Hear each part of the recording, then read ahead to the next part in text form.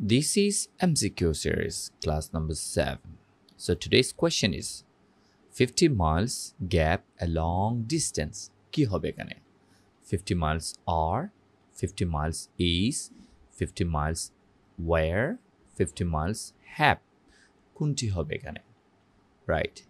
অনেকে মনে করবে সাবজেক্ট এখানে প্লুরাল, কারণ 50 miles আমরা এস দেখতে পাচ্ছি। সো এখানে আনসার হতে পারে আর। নো, এটা একটি ভুল আনসার। সাবজেক্ট এখানে সিঙ্গুলার, তাই আর, ওয়ার, হ্যাভ কখনোই হবে না। এখানে আনসার হবে ইজ। এর কারণ হচ্ছে সাবজেক্ট এখানে সিঙ্গুলার। এখন প্রশ্ন হচ্ছে কিভাবে, রাইট? কারণ আমরা দেখতে পাচ্ছি 50 মাইলস। আমরা জানি একটি বই আমরা বলি আ বুক। যখন আমরা বুকস বলি তখন বইগুলো, রাইট? Books plural. ঠিক একইভাবে এখানে 50 মাইলস প্লুরাল হওয়ার কথা, কিন্তু আমরা বলছি এখানে সাবজেক্ট সিঙ্গুলার।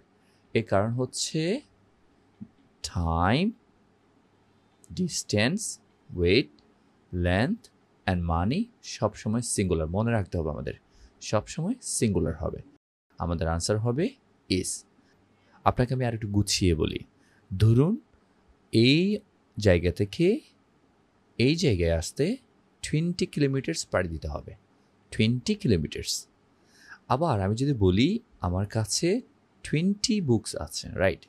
20, খেয়াল করুন, 20 বুকস আমি আলাদা করতে পারবো, আমি গুনতে পারবো, কাউন্টেবল, রাইট?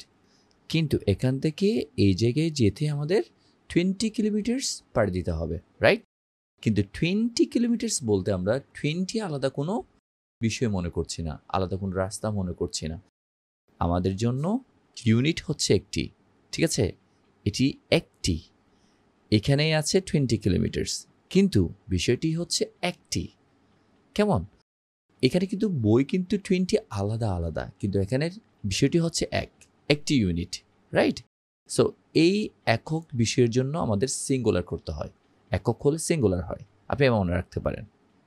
বুঝতে পেরেছেন? So time, distance, weight, length, money দেখতে প্লুরাল হলেও এরা হচ্ছে সিঙ্গুলার।